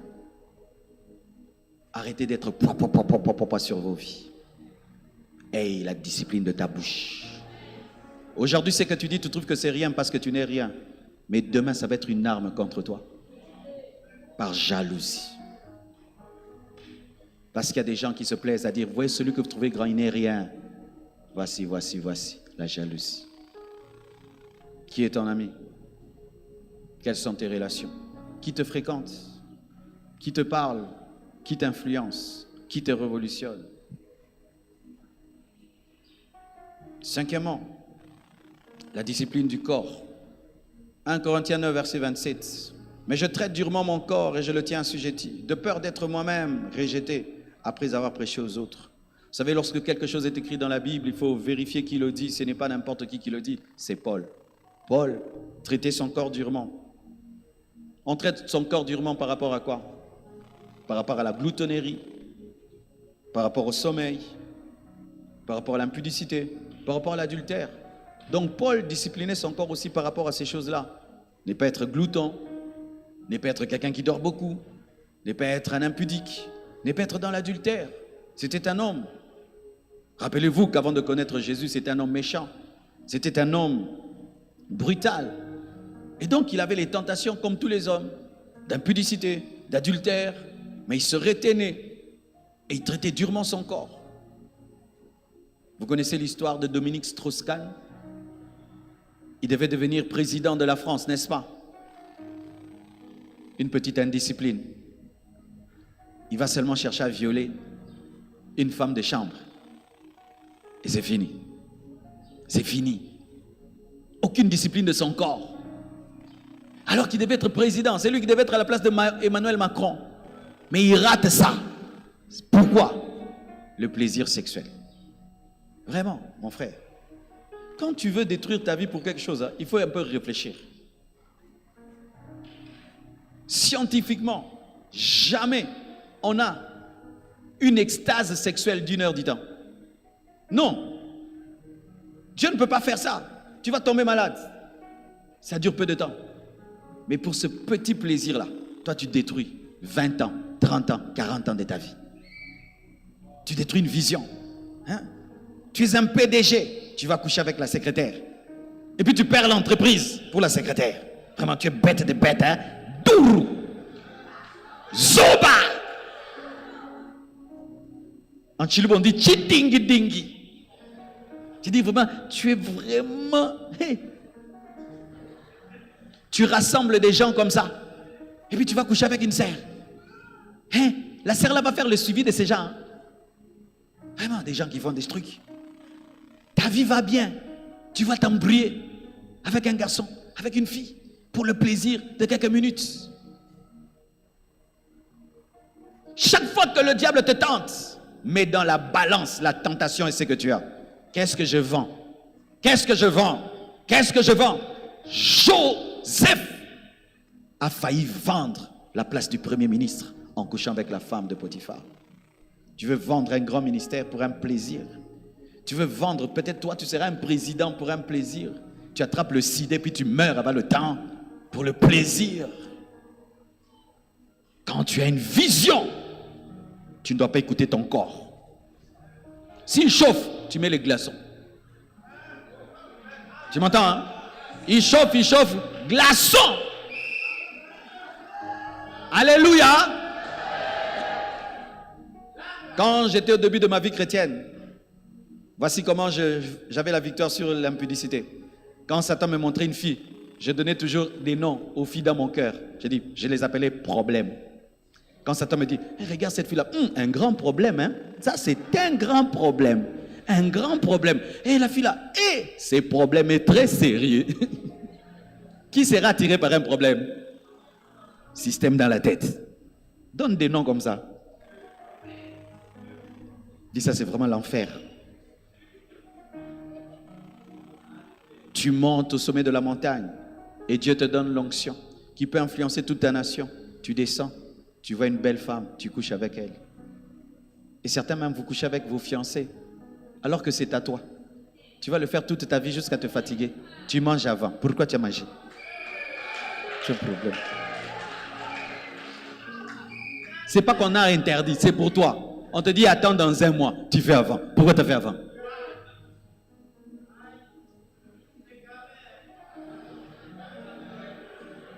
Qu'est-ce que tu fais dans ta douche?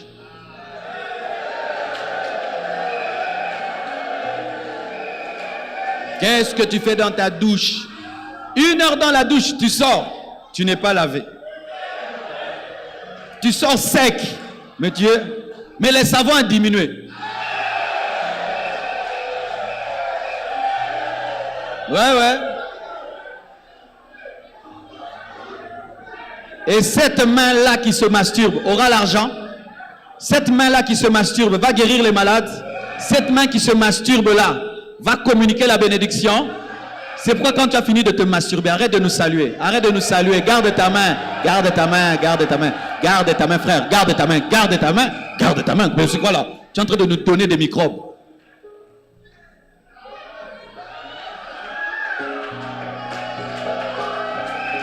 Écoute-moi. Si tu ne sais pas discipliner cette partie de ton corps, toi tu peux gérer ce pays. Tu ne sais pas discipliner cette partie de ton corps. Toi tu peux gérer un grand ministère. Tu ne sais même pas discipliner rien que ta main droite. Toi tu peux gérer des milliards. Tu vois comment tu te disqualifies toi-même. Même les démons ne te respectent pas. Les sorciers ne te respectent pas. Quand tu dis soyez bénis, c'est plein de sperme. Je te parle et je te regarde. Recevez bien.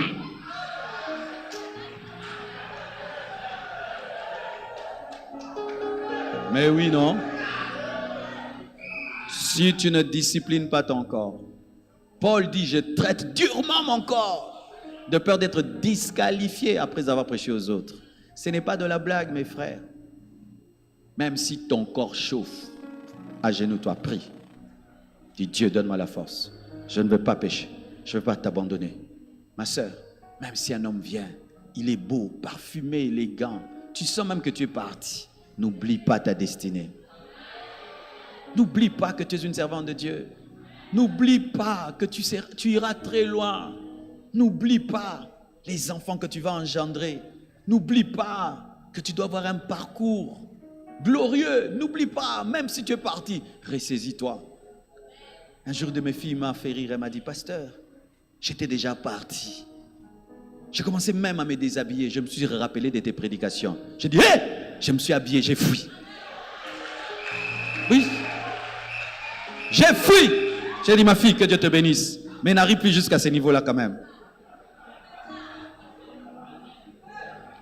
Discipline-toi, discipline-toi. Et tu atteindras la vision de Dieu.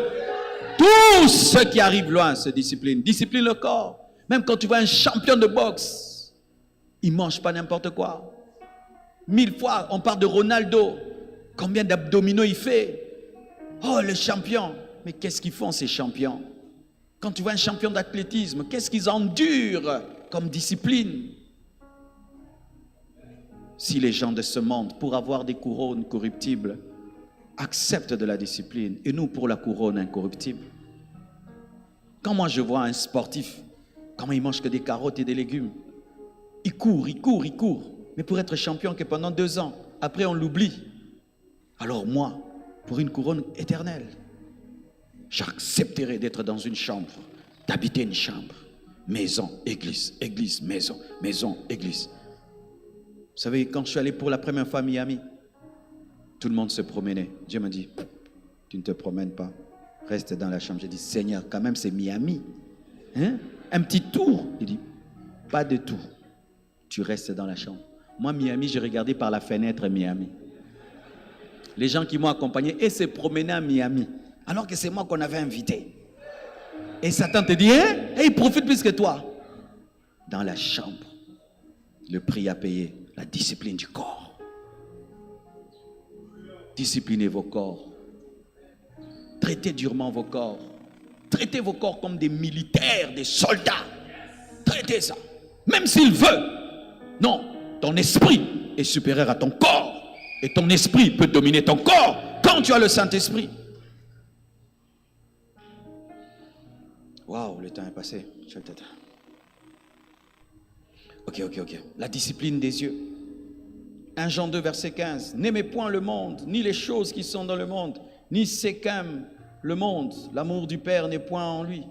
Car tout ce qui est dans le monde, la convoitise de la chair, la convoitise des yeux et l'orgueil de la vie ne vient point du Père, mais vient du monde.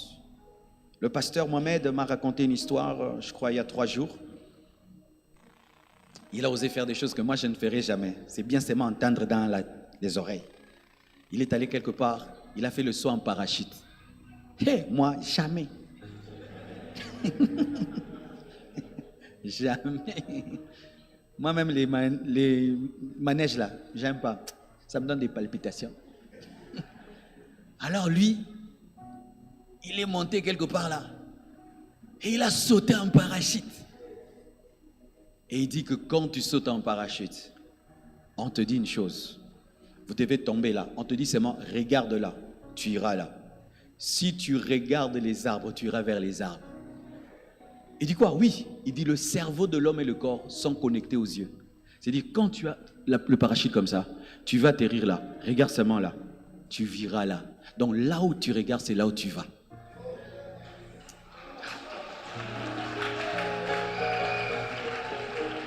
C'est pourquoi Dieu dit à Josué, vois Jéricho, je te donne la vision, c'est que tu vois, c'est ce que tu auras. Qu'est-ce que tu vois? Qu'est-ce que tu regardes? Qu'est-ce que tu vois? Quelle est ta manière de regarder? Regarde des prédications. Regarde la vie des gens qui font des grandes choses. Regarde la nature.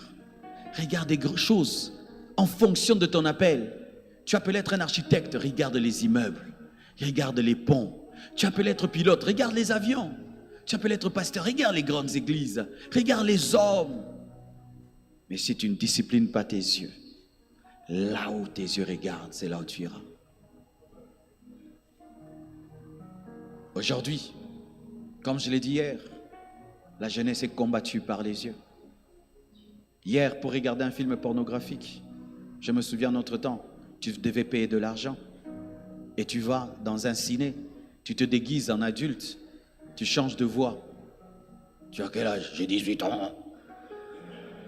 Et tu regardes pas trop bien, tu mets un chapeau. Et tu entres, tu transpires, tu as peur qu'on t'attrape. Mais aujourd'hui, rien qu'avec ton téléphone, tu peux regarder n'importe quoi.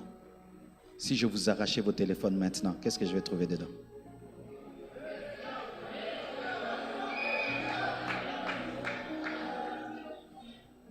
Si je vous dis, donnez-moi vos téléphones maintenant, qui va donner son téléphone dans la paix? Qui ne va pas oser? Quel est le code de ton téléphone? Je peux révéler aussi que tu as un téléphone bizarre. Les gens qui ont un téléphone normal, c'est un code simple de 55 ou 111. D'autres, il n'y a pas de code. Mais toi, slash, XX, hashtag, arrobas,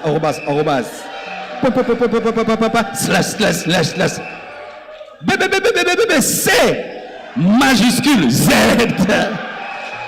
Bizarre de bizarre et de bizarre, et de bizarre et de bizarre. Et certains hommes mariés, vos femmes ne peuvent même pas ouvrir vos téléphones. Tu es un impudique, tu as des choses. Tout homme marié ici, ta femme ne peut pas ouvrir ton téléphone et tu as des codes que ta femme ne connaît pas. Tu as un problème. Je te dis, il y a quelque chose. Et je dis à ta femme qu'elle te demande d'ouvrir ce téléphone et de lui donner le code. Et je dis à ta femme qu'elle te demande d'ouvrir ce téléphone et de lui donner le code. Je dis ça à ta femme. Comment ça? Comment ça? Ma femme peut avoir un téléphone que je ne peux pas ouvrir. Tu ouvriras devant moi, tu ouvriras. Je ne quitte pas, tu ouvriras. Tu dois ouvrir. Comment ça? Donc une partie de ta vie que je ne maîtrise pas, tu dois ouvrir. Quelle est ta relation avec la pornographie? Si tu regardes la pornographie, ton corps va où? Vers la pornographie. Ta vie va vers la pornographie. C'est pourquoi aujourd'hui il y a beaucoup d'impudicité dans les églises. C'est à cause de ce que vous regardez. À cause de ce que vous regardez. Et toi, tu vois tout le monde nu. Tu vois une fille là, une petite fille, tu lui parles, elle te regarde. Regarde-moi cette petite fille là. Oui. Quoi là? Regarde-moi cet enfant là. Toi, tu t'approches. Comment? Parce que tu regardes. Et maintenant, tu vois tout le monde comme ça. Et l'homme de Dieu, tout le monde. De la saleté dans la tête.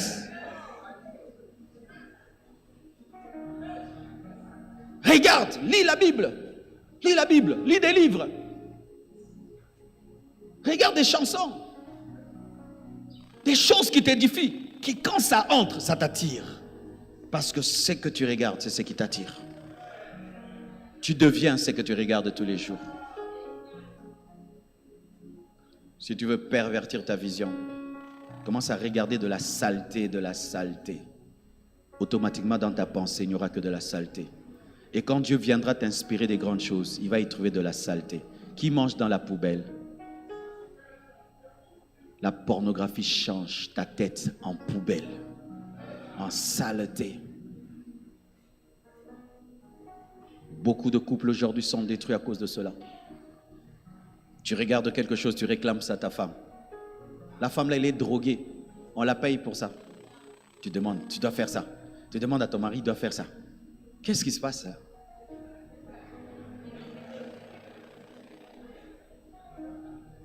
Et certains même ont des versets bibliques pour ça. Il n'y a pas de verset biblique pour ça. Adam et Ève n'en avaient pas besoin. Les chiens même n'en ont pas besoin. Allez effacer Supprimez. N'allez plus sur ces sites. Et si tu sens que ton téléphone est devenu un problème pour toi, jeûne ton téléphone. Oh oui. Vous savez, aujourd'hui, pour les jeunes, jeûner la nourriture, c'est plus facile que jeûner le téléphone. Dis 1 mois sans téléphone, 1 mois sans Internet, si tu sauras. 1 mois sans nourriture, tu sauras. Sans Internet, c'est pire. C'est pourquoi il faut maintenant des jeunes à l'église d'un autre niveau. On mange, mais on n'est pas sur Internet, on va voir.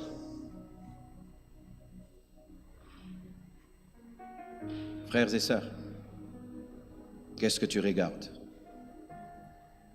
Avant que mon ministère ne soit influencé, transformé, puisse booster, je suivais des ministères, des hommes qui perçaient dans le monde entier. Je faisais ce que j'appelais les veillées de voir, pas les veillées de prière. Je pouvais suivre des prédications de 0 heure à 5 heures. 1 mois, 2 mois, 3 mois. Je regardais, je pleurais, je regardais, je pleurais, je regardais, je pleurais. Et aujourd'hui, la compassion est en train de devenir comme ces églises que je voyais. Oui, c'est en train de devenir ces églises que je voyais. Le ministère commence à devenir comme ces ministères-là que je voyais. C'est que tu vois continuellement, tu vas finir par le ressembler. Arrêtez de regarder n'importe quoi. Quand vous regardez la télévision, ayez toujours votre télécommande pour zapper. Ne faites pas comme certains, ils me font rire des fois. Ils suivent des clips mondains. Et puis ils disent, ah, hein, vraiment, quel mauvais clip. Vraiment, ces gens-ci. Zap, arrête de commenter. Zap. Vraiment, les clips de ce temps-ci. Ah, tu es en train de te rincer les dents. Zap. De rincer l'œil. Zap. Zap. Pourquoi aujourd'hui nous ressemblons aux païens? C'est parce que nous regardons trop les païens. Les chrétiens commencent à ressembler à des païens. Pourquoi? On regarde tellement les païens qu'on commence à les ressembler. Regarde Jésus, contemple Jésus.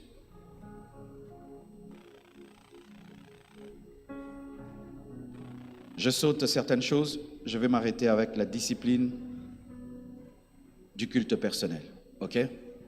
Le reste, c'est sur YouTube. Si vous tapez oreille, j'ai enseigné ça, discipline de la pensée, comment avoir des pensées pures, c'est sur Internet.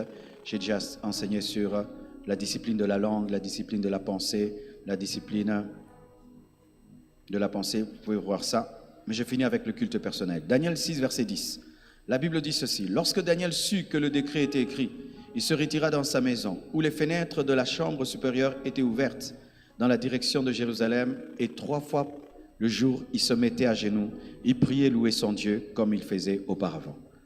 Maintenant, je vais te parler comme si tu es déjà arrivé dans ta vision, ok? Aujourd'hui, c'est sûr que tu pries régulièrement. Et si vraiment, malgré que tu n'es pas arrivé, tu n'as pas une vie de prière régulière, déjà, je t'assure que tu ne vas pas arriver. Daniel priait 3 fois, comme d'habitude, alors qu'il était ministre. Il était arrivé.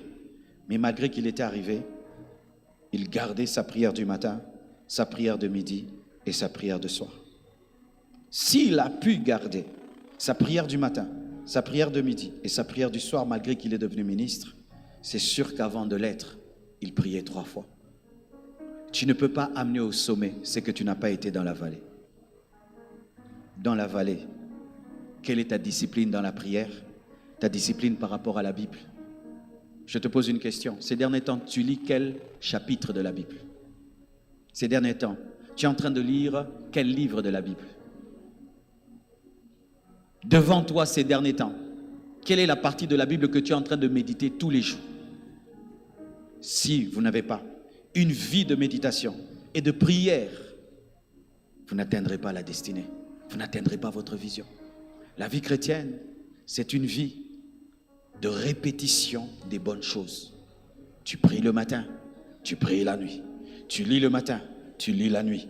1 année, 2 ans, 10 ans, 20 ans, 30 ans, 40 ans, 50 ans, 60 ans. Je te prie de fixer à Dieu un rendez-vous que tu respectes tous les jours. Seigneur, je te fixe rendez-vous le matin et le soir. Je ne dormirai jamais sans prier, sans lire ma Bible. Je ne quitterai jamais ma chambre sans prier et sans lire ma Bible. Et tu le fais toute ta vie. Et voici ce qui va t'arriver. Quand tu vas devenir grand et tu vas atteindre la vision de Dieu, cette habitude va te protéger. Parce que prier, lire la Bible chaque matin et chaque soir, ça te garde près de Dieu. Ça fortifie ton esprit. Ça te donne l'énergie spirituelle pour dire non à la chair, non au monde et pour croître dans la puissance et dans l'onction. Et ça développe une intimité avec Dieu qui te gardera dans l'élévation. Mais toutes ces choses, sans le Saint-Esprit, sont impossibles. Demandez l'aide du Saint-Esprit pour la discipline de vos pensées, la discipline de vos bouches, la discipline de vos corps, la discipline de votre temps, de vos finances. Dites au Saint-Esprit de vous aider. Je peux témoigner devant Dieu que je ne peux pas faire tout ce que je vous enseigne sans l'aide de Dieu, sans l'aide du Saint-Esprit. C'est pourquoi prions ce matin, c'est ce midi déjà, pour que Dieu nous aide à avoir une vie disciplinée. Ensuite, aujourd'hui, je vais prier que pour les musiciens, je vais prier pour vous. Le soir, je prierai pour plus de gens. Alléluia. Tenons-nous debout, s'il vous plaît.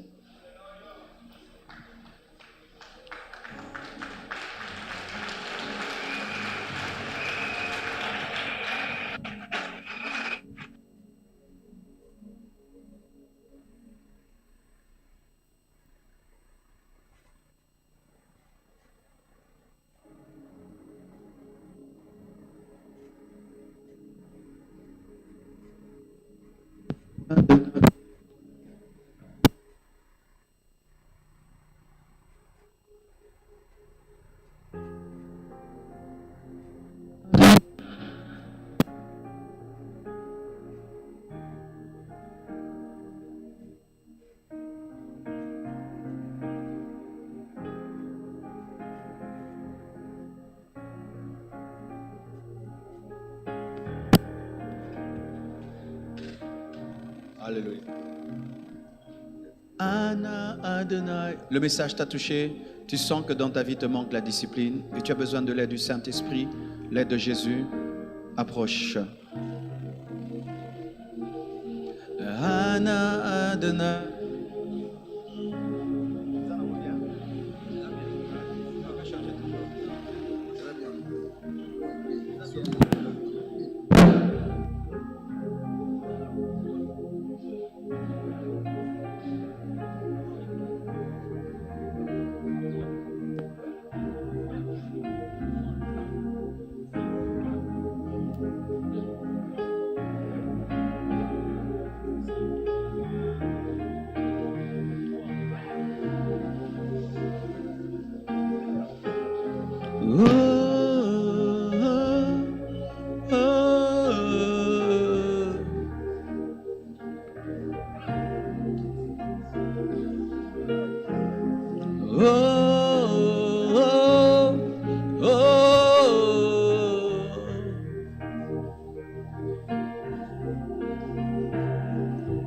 Anna Adonai, viens nous changer, Anna Adonai, nous délivrer, Anna Adonai, montre ta face, Seigneur. Anna Adonai, viens nous sauver, Anna Adonai, nous délivrer, Anna Adonai, montre ta face, Seigneur. Prie avec moi, dis Jésus, je manque de discipline, je le reconnais. Accorde-moi la discipline des yeux, la discipline des oreilles, la discipline de la langue, la discipline de mes pensées. Accorde-moi un culte personnel, régulier, permanent. Je demande la discipline de mes finances, la discipline de mon temps, la discipline de mon sommeil.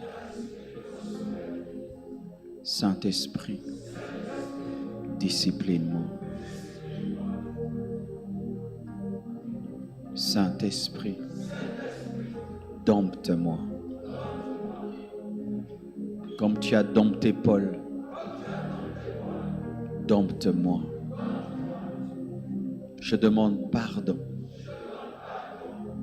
pour tout péché, pour toute indiscipline.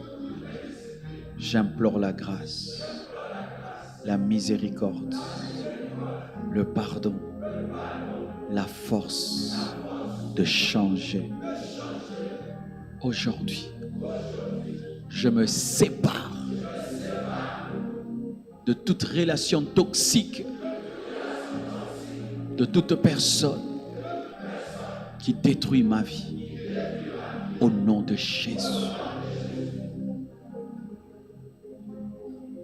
Accorde-moi, Jésus,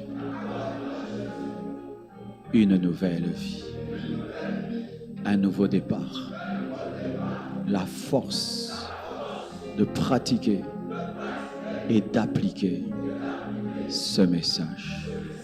Au nom de Jésus, au nom de Jésus, au nom de Jésus, au nom de Jésus, au nom de Jésus, au nom de Jésus, au nom de Jésus. Indiscipline, quitte ma vie, quitte ma vie, quitte ma vie, quitte ma vie, quitte ma vie, quitte ma vie, quitte ma vie, quitte ma vie.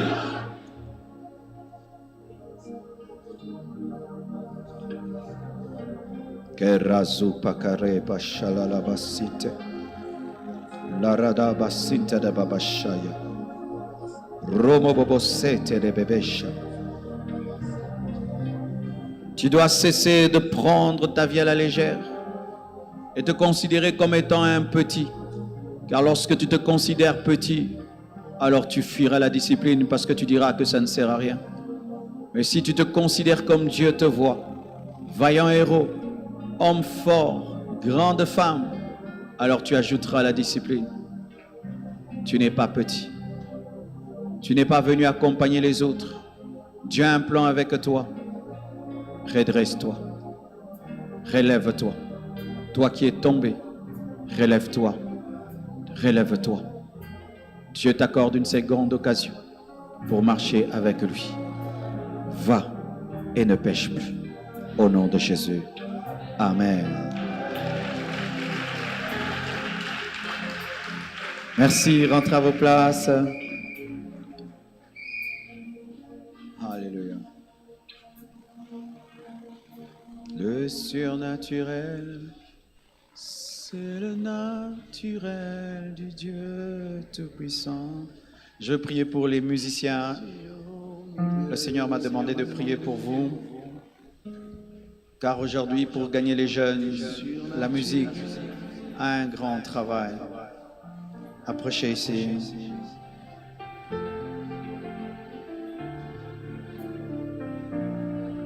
Jésus au milieu, surnaturel, surnaturel, c'est le naturel. Une personne devant, les autres, touchez ses épaules. Je ne veux pas imposer les mains à tout le monde, je vais toucher celle qui est devant. Ok. Mettez vos mains sur ses... derrière, oui. Surnaturel, c'est le naturel du Dieu Tout-Puissant. Jésus, oh, vous êtes une armée. Vous êtes comme un seul homme devant Dieu. Prenez au sérieux le travail que vous faites. Aujourd'hui, nous voyons des musiciens qui sont en train de faire un travail plus grand même que des pasteurs. Il y a un groupe qui s'appelait Exo, qui a bercé toute ma jeunesse. Il y a Darlene Sage, qui a béni des générations et des générations. Mais elle chantait. Il y a ce cantique Alléluia que nous chantons, qui bénit le monde entier aujourd'hui. Et nous ne connaissons même pas qui en a reçu l'inspiration. Vous avez besoin d'onction. Vous avez besoin de la puissance de Dieu.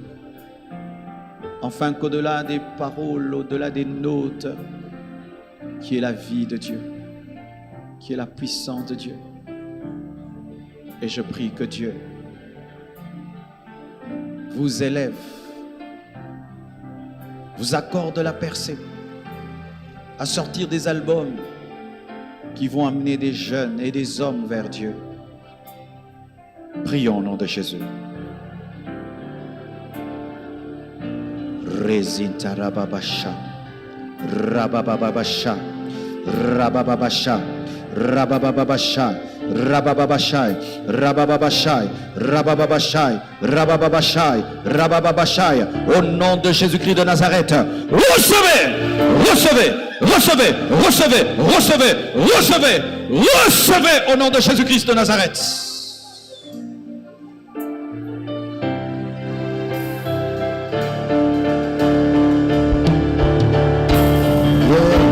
Le surnaturel, c'est le naturel du Dieu tout-puissant. Receive it. Roma Mazela. Rekebebe Shaya. Seria So. Rema Masuta Yaba. Rema Mama Yandala Baba. Shikara Baba Masuta. Robo Bobo Sendele Shaya Baba. Reba Baba Suta Baba Shaya Baba. Touche, touche, touche, touche.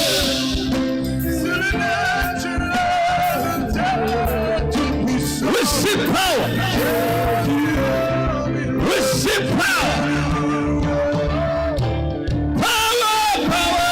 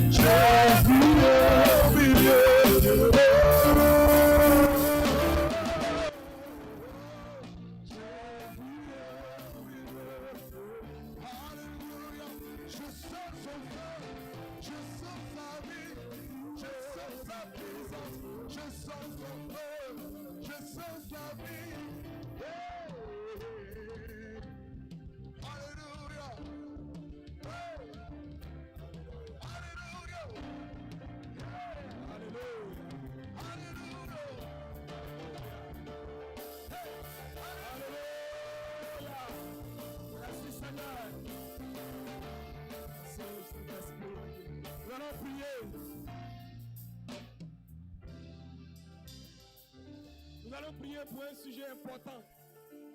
Beaucoup de jeunes ont des visions, mais la discipline est le véritable défi. Tu vas demander à Dieu, cette fois-ci, de te mettre en contact avec les personnes disciplinées. Élevons ensemble la voix et prions le Seigneur. Prions. Seigneur, mets-moi en contact avec les personnes disciplinées, afin de m'aiguiser également. Au nom de Jésus de Nazareth, je t'en supplie. Fais cette prière, ne sois pas distrait pour les quelques minutes. Seigneur, mets-moi en contact avec les hommes et les femmes disciplinés. Au nom de Jésus de Nazareth.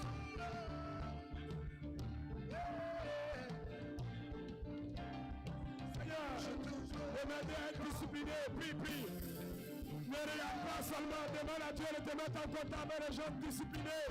Le feu aiguise le fer.